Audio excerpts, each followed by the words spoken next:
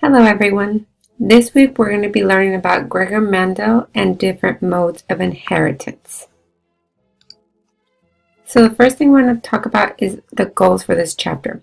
We're going to first start off by learning some basic terminology of some genetics. We're going to understand and learn what complete dominance is. We're going to be able to describe the expected outcome from a monohybrid Punnett square cross. And we're also going to learn about the law of segregation and the law of independent assortment. So first things first, a little bit of background. In the 19th century, during this time, there was inherited traits. Because remember, during this time, they were learning about DNA, and we had all these different new outcomes, and they had just learned that the DNA was a double helix. But at this time, they still did not know what was passing on those inherited traits from parents to the offspring. So at this time, they thought it was sort of a blend of the parents' traits passed on to their children or to the offspring. But a cross at this time, if you did a cross or if you understood Mendelian genetics at this time, you would know that you can't cross a black horse and a white horse to produce a gray horse. Okay, so they were still trying to figure out what it was exactly that was getting passed on between generations. So here is Gregor Mendel. He is aka the father of genetics. During his time, he actually studied mathematics and botany, which is the study of plants. In 1857 are his very, very famous studies where he studied pea plants. His work and his discoveries were actually rejected up until the 1900s. He made a lot of really, really good findings, but nobody was accepting of it at this time. So what Mendel did was he actually studied various traits that were going and being passed on between the different pea plants that he was studying. For example, he was studying seed shape, which could have been round seed shape or wrinkled seed shape. He was also studying flower color, which is purple flower color versus the white flower color pea plants. He would also study the stem lengths, the pod texture, pod color. There were specifically 7 genes that Mendel was actually known for studying because he was doing thousands and thousands of crosses of these pea plants at this time. So before we jump right into the monohybrid and dihybrid crosses and the modes of inheritance, I'm going to give you guys a little bit of vocabulary to learn. Number 1 is gene. Gene is a segment of DNA that controls the expression of a particular trait. So for example, you may have a gene that codes for hair color. You may have a gene that codes for the height of a pea plant. So those are different genes. An example right there is what I put is height. An allele now are the different forms of a gene, or it's a variant of a characteristic. So even though we may have the gene for flower color, the alleles would either be purple or white allele. Those are the alleles that can be passed on to the next generation in the gametes. Phenotype. This is the actual feature that you're going to be able to see. So I'd like to remember this as your phenotype is what you're physically going to see on an actual or in an individual. So for example, when we're talking about Mendel and his color of flowers, then we would say that the phenotype are either purple or white. In comparison, the genotype are actually what the genetic makeup is of those individuals. So these are actually the letters. You cannot see their genotype, but you can physically see people's phenotypes, okay? So let's say, for example, the allele that coded for the flower color in these pea plants was the letter A. So they could have big A, they can have big A, they can have little a, that's a genotype. True breeding means that when individuals are crossed, they're always going to produce offspring with the same traits. True breeding parents is also going to be called the P generation. The F1 generation is also known as the first filial generation. That's pretty much the first offspring generation. And of course, if we cross F1 offspring with itself, we will get the F2 generation, which is the result, like I said, of the crossing of the F1 offspring. Homozygous, homo meaning same, they're going to be the same letters, so either both capitals or both lower cases. And heterozygous means different or mix, so that's why you get a big A, little a if we're talking about the different alternative alleles. So let's take a look a little bit deeper into a couple of these terms we just talked about. Remember we said an allele is an alternative form of a gene. So it's the basic variants of that characteristic. So, for example, on this chromosome, let's say this is, for example, chromosome 1. This is also the homologous chromosome 1 right here. So if there's one gene location on each of these, they're both going to code for the same exact trait. So they're both going to be coding for flower color here. But the alleles are different. On this chromosome, the allele is coding for the purple flower. On this chromosome, the allele is coding for the white color flower. Genotype, like we said, is going to be the genetic makeup of an individual. This is not what you can see at all. These are going to be the actual letters, and phenotype are going to be physically what you see. So when we're looking at these examples right here, this nice little setup, it's very, very easy to read when we look at this. It's homozygous members the same, heterozygous different allele. So homozygous dominant are going to be 2 capital letters. That's a genotype member, what they're genetically made of. So homozygous, same, and we're going to know it's dominant because they're the capital letters. And this phenotype for this particular allele or this particular individual, would, since they have big P, and this is a dominant one, and we know purple dominates over white, then this is going to be a purple phenotype or physical, what you physically see in that individual. Heterozygous, remember, big P, little p, they have to be a mix of those alleles. So in this case, this is complete dominance we're talking about. So complete dominance, if we have a capital letter, it's always going to mask the lowercase letter. So for this case, both of these individuals are going to show up as purple. And last but not least, we have homozygous. Remember, homo is the same. So the same kind of allele, and it's going to be the recessive. So we know it's going to have to be the smaller letter. So little p, little p. And we know this is the only way we can see a white flower show up, which we see right here in their phenotype, this white one, because remember we said purple is dominant to the white color. So alleles, remember they could either be dominant or recessive.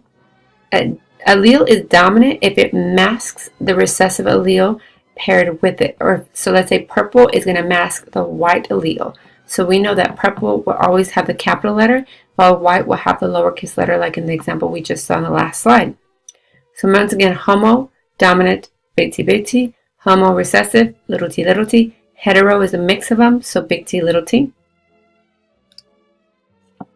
So now, let's talk about what Mendel did and the work that he actually contributed to and what he discovered. So one thing he did was that he controlled matings between the individual plants with the specific traits that he was looking for. Remember those 7 traits we were talking about at the very beginning?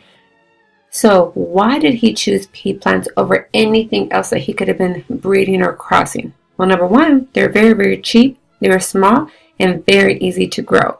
So not only that, they were fast growing. So he was able to conduct multiple different studies in a very short amount of time. And then the last reason is because they're actually self-fertilizing. The anthers, which is the male part of the plant right here, is also located on the same plant. You're also going to find the carpel, which is the female part of the plant. So literally the anthers pollinate the carpels themselves. So what he was able to do was he came around, and depending on what trait he was actually trying to study, he would remove the anthers or the male sperm or the male pollen from the pea plants, and then he would remove them so that way they wouldn't self-pollinate, and he could actually control which ones fertilize with which. And in this case right here, let's say for example, he actually sit here and he got the anthers or the pollen off of the purple flowers, and then he would rub them up on the carpel or the female part of the white plant. And that's how he started doing the crosses. And so it was really cool, really easy for him to actually control what was cross-pollinating with what other plant. So first, he actually did true breeding lines. That means that whenever he would cross a white with a white flower, it continually made white flowers. He did this for many generations, so he can make sure they were true breeding, or basically both little letter, homozygous recessive. He also did the same thing for the purple ones. He did crosses amongst themselves over and over, and he discovered that purple, when it crossed with purple, would only make purple. So those are the true breeding lines that he first started with. After that, what he did was he actually cross-pollinated them, like we just said. He got the anthers from one, crossed it with the carpels of the other, and lo and behold, white and purple only came out with purple offspring. Right here, all you see is nothing but purple and F1 offspring. Okay, this is the first offspring, so that's why we call it F1 offspring. But then he did something very interesting. He actually crossed the F1 offspring. So let's say he got this purple one and that purple one, and he crossed them together. Lo and behold, what did he discover? He actually found that the F2 generation showed up with 3 purple and 1 white. So this started making him think and wonder and start thinking, okay, what is going on here? Why are they not all purple again like we had over here? So he actually knew and discovered something was going on here. By the way, this down here is how you would write the genotype for these offspring. This would be the phenotype for this F2 offspring. So there's 1 big A little a, 2 big A little a, but that's a heterozygote, and 1 homozygous recessive right here. Phenotypically, you would say these are 3 purple and 1 white flower, and we'll get to the details of that a little bit further on.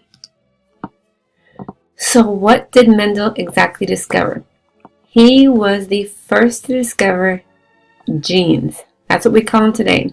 He discovered that genes were segments of DNA that had the hereditary units in them. He also discovered that each gene has a very, very specific location called a loci, L-O-C-I, on a chromosome. So this is how you would figure out, using, if you know the parents' genotypes, how you would figure out what kind of offspring they might or might not be viable to have.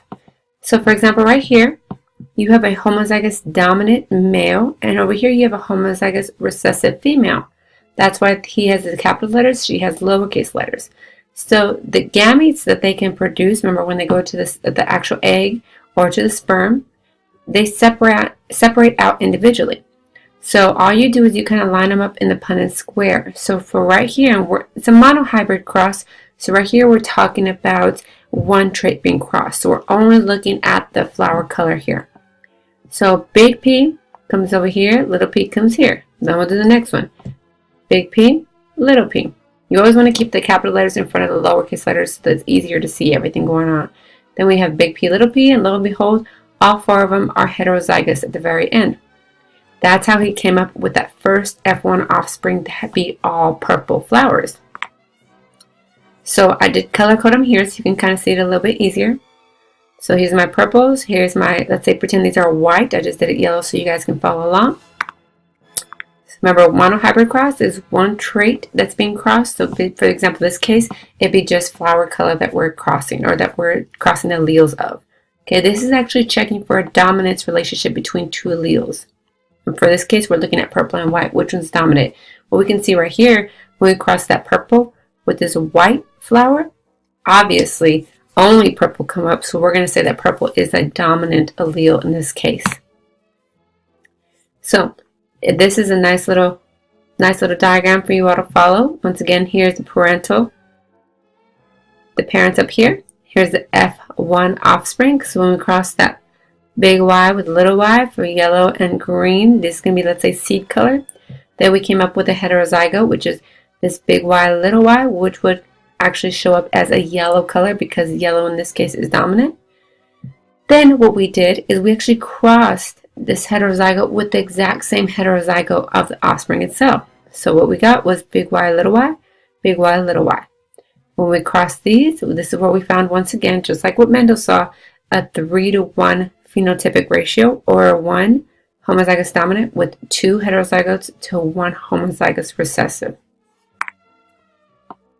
So what is a test cross? A test cross is a method of determining whether an individual is heterozygous or homozygous dominant if the parent genotype is unknown. For example, an individual with an unknown genotype is crossed with one that is homozygous recessive. So right here, we know that this guy right here, this individual parent, does have that dominant trait, but we don't know whether or not he's heterozygous or homozygous dominant, big T, or big T, little t. So we have to do what a test cross is you have to cross the unknown genotype of the parent with a homozygous recessive, and I'll show you why in just a second. This is why. So we're going to go through both scenarios as if we didn't know what the parent was to see what the different outcomes would look like. In this area right here, we don't know what the parent is in this scenario as well. But what we're going to do is we're going to go through each one. If you guys see right here, I actually pretended like this individual right here that is unknown is actually homozygous dominant. That's why you see big T right here for the gametes. And of course, we have to cross it with a test cross, an actual homozygous recessive, and that's why my little t's are down here, because we don't know what this guy is right here. So if they give you an offspring is 100% heterozygotes, then that's how you know that this parent would have to be homozygous dominant for that kind of outcome. Over here, on the other hand, if they come out with 50-50, so 50% purple flowers and let's say 50% white flowers, then we actually know that that particular individual that's unknown is a heterozygote, because that's the only way you'll get this 50-50 outcome in this kind of cross. And just to give you a little bit of insight again, is where we're seeing the P and the F1 and F2 in all these crosses. So the parent on this example would be right here. The parents are the big T, little t, homozygous dominant, crossed with this homozygous recessive. Their gametes possible from this big T would be one big T right here, one big T over here. The gametes from this individual would be little t and little t gamete right there. The offspring on the inside that they are possibly going to make, that's called the F1 offspring. Okay. Then we take one of these F1 offsprings and cross it with another F1 offspring, and that's right here what you're seeing over here, the setup. Heterozygote crossed with a heterozygote. Here are their individual gametes, and this is a typo right here. This should be actually a little t. Sorry about that. This should be big T and little t right here for the gametes. Same thing over here. This is correct. So the setup down here is correct. So big T, little t, and the outcomes right here. All the offspring would be my F2 offspring, because they're my F1's offspring together. So this is matching up to exactly what Mendel observed, which was that 3 purple, 1 white ratio. This is my white down here, the homozygous recessive, and that's why he's not fully colored in, just so you can visually see what's going on here. So Mendel was also able to obviously show the law of independent assortment. And what does that mean exactly? So remember back when we're talking about metaphase 1 of meiosis, where we have those homologous pairs of chromosomes line up along the metaphase plate? Well, what the law of independent assortment says is that these guys, there's no actual order to how they actually line up on the metaphase plate. And as you can see here, you have this big, long red chromosome on the left side and the small red chromosome on the left side, and then the 2 blue ones on the right. But the orientation of the chromosomes is random. So they could line up as this, or they could line up this way. This big red and the little red on the right-hand side. So they're on opposite sides, because when they actually split, they're going to go to opposite poles. Okay? So that's what that means. They're just saying that homologous pairs of chromosomes align on the equator in completely random fashion. There is no set order to how these pairs of chromosomes line up on that equator line. Then you also have the law of segregation. All that means is that when they're actually separating out into different, like let's say these are the 4 sperm and these are the 4 egg, each individual allele on each of these chromosomes will separate into individual gametes, so that way each individual gamete gets 1 allele for each of these traits. For example, right here we have the big P, and of course DNA replication occurs. Our homologous chromosomes line up on the plate, they separate out, and then they separate out again to make individual sperm or individual eggs, whichever is which. And at the very end, the reason for this is because during fertilization, they will actually reunite to make 2 copies of that allele or that variant of the characteristic. So there's going to be 1 gene, and there's going to be 2 alleles that show up for that 1 gene. 1 allele from the mom, 1 allele from the dad. So I'm going to go ahead and give you guys a chance to work this problem out on your own. So right here, brown hair is dominant to blonde hair. A true brown-haired woman is crossed with a true blonde-haired man. What are the genotypes and phenotypes of their F1 offspring? I'll pause this video right here. Try your best at doing it. And then I'm going to go ahead and show you how exactly we would figure this out together.